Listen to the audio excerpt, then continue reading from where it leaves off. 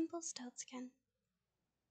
There once was a miller who was very poor, but he had a very beautiful daughter. Now, it happened that one day he had the occasion to speak with the king, and in order to give himself an air of importance, the miller said, "I have a daughter who can spin gold out of straw." So the king said to the miller, "This is an art in which I am much interested. If your daughter is as skillful as you say she is, bring her to my castle tomorrow, and I will put her to the test." The next day, when the girl was brought to the castle, the king took her to a chamber that was quite full of straw and gave her a spinning wheel. "Now set to work," he said, "and if between tonight and tomorrow at dawn you have not spun the straw into gold, you must die." Then the king carefully locked the door of the chamber, and she remained alone. There sat the unfortunate miller's daughter, and for the life of her she did not know what to do. She had not the least idea how to spin straw into gold, and she became more and more distressed, until at last she began to cry. At once the door sprang open, and in stepped a little man, who said, "Good evening, Mistress Miller. What are you weeping so for?" "Alas," answered the maiden, "I've got to spin gold out of straw, and I don't know how to do it." Then the little man said, "What will you give me if I spin it for you?" "My necklace," said the maiden. The little man agreed. He sat down at the spinning wheel, and whir, whir, whir, in an instant the reel was full, and then he put on another reel, and whir, whir, whir, 3 times round, and that too was full, and so it went on until morning, until all the straw was spun and all the reels full of gold. With that, the little man took the necklace and disappeared. Immediately at sunrise, the king came into the chamber, and when he saw the piles of glittering gold, he was surprised and much pleased. But the sight made him even more greedy. So he had his guards take the miller's daughter to another chamber, much larger than the first one, and also full of straw. And he again ordered her to spin all the straw into gold in one night if she valued her life. The maiden was at her wit's end, and she began to weep. Once again the door sprang open, and the little man appeared.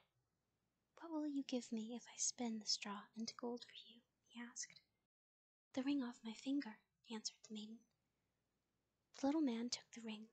He began to whir again at the wheel, and, by morning, spun all the straw into gold. The king was delighted at the sight of the piles of gold, but was still not satisfied. He had the miller's daughter taken to an even larger chamber full of straw, and said, "Tonight you must spin all this into gold, and if you succeed, you shall become my queen."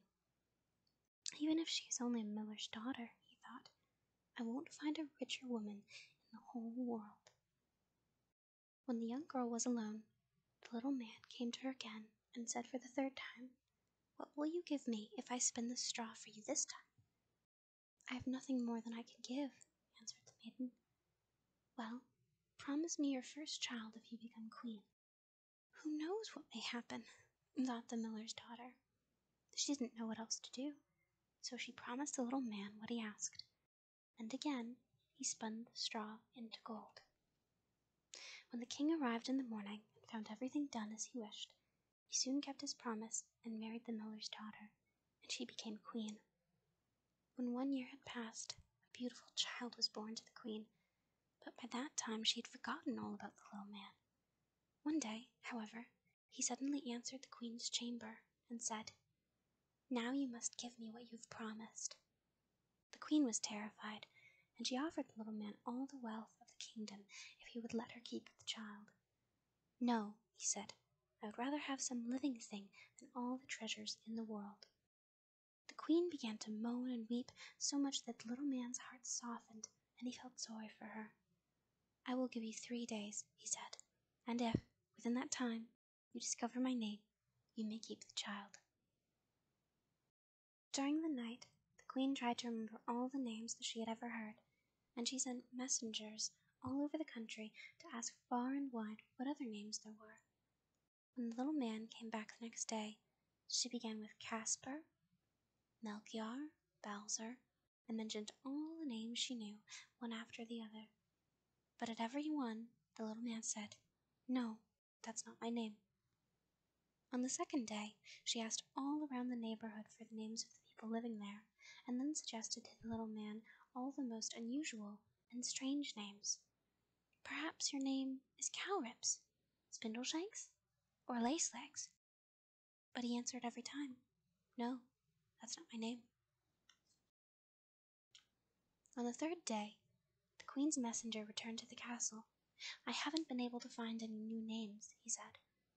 "But as I came around the corner of a wood on a lofty mountain, where the fox says good night to the hare, I saw a little house, and in front of the house the fire was burning. Around the fire, an indescribably ridiculous little man was leaping and hopping about on one leg and singing, 'Today I bake, tomorrow I brew my beer, the next day I will bring the queen's child here. Ah, lucky it is that not a soul does know that Rumplestiltskin is my name. Ho, ho!' Now you can imagine how delighted the queen was when she heard the name, and when, soon afterward, the little man came in and asked, 'Now, your majesty, what is my name?' At first she asked, 'Is your name Coons?' 'No.' 'Is it Heinz?' 'No.' 'Is it, by chance, Rumpelstiltskin?' 'The devil told you that! The devil told you that!' shrieked the little man in rage. He stamped his right foot on the ground so deep that he sank up to his waist. Then he jumped up and flew out of the window, riding on a cooking spoon. The end.